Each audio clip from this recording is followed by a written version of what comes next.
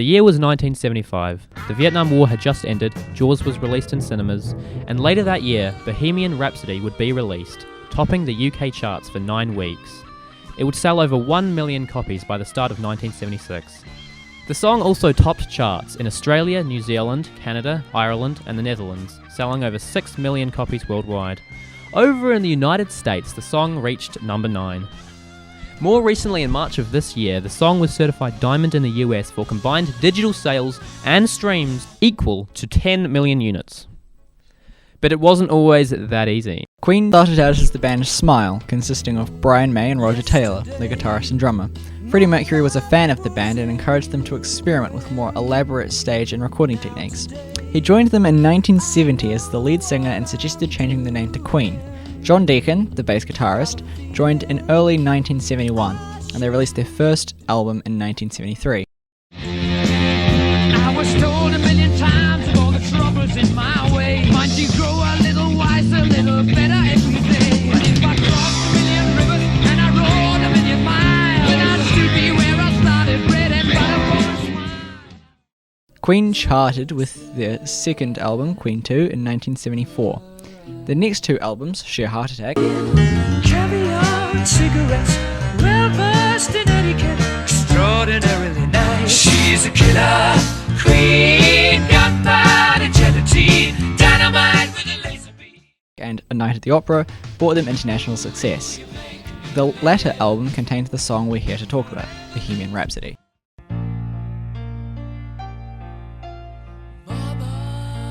The song was initially met with mixed reactions, as the song is an intense fusion of 3 separate genres, put together in an unusually long length for a single of 6 minutes. It was nothing like anything else at the time. Why? Well, because it's weird. The song is made up of 4 distinct sections, as the genres could be defined as ballad, too late. My time has come. opera, Galileo, Galileo. and rock. So you think you can stop me and spit my eye? The song starts out with a slow ballad intro, followed by 2 verses, and then there is a sudden but seamless transition into a guitar solo, performed, of course, by Brian May. Next, there is an opera section where I'm sure you're familiar with the phrases from this, such as I see a little silhouette of a man. Scaramouche, will you do the fandango? Thunderbolt and lightning, very, very frightening me. as well as I'm just a poor boy, nobody loves me. He's just a poor boy from a poor family, sparing his life from this monstrosity. The opera is followed by a hard rock section, and then finally the song transitions back into a ballad for the outro. If you've never heard the song, you might think this sounds absurd, but I sure hope you've heard the song. Not only the song, but also the music video was revolutionary. Rolling Stone magazine stated that its influence cannot be overstated, practically inventing the music video 7 years before MTV went on air. The video has been credited to beginning the MTV age.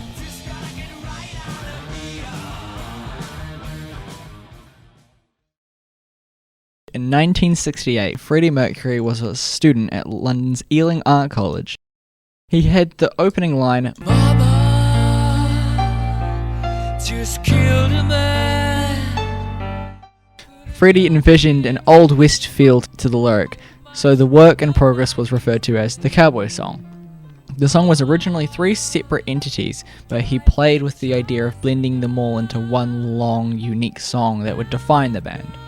The 6-minute long song took 3 weeks to complete the recording, with some parts reportedly having over 180 overdubs. After the death of Freddie Mercury in 1991, the song was re-released, which made it to the top of the charts again, 16 years after it was released, which is unheard of. In 1992, the year after Freddie's death, came the Freddie Mercury tribute concert, where the song Bohemian Rhapsody was performed by the other 3 original members of the band, Roger Taylor, John Deacon, and Brian May, with Elton John and Guns N' Roses' Axl Rose singing to honour Freddie's work.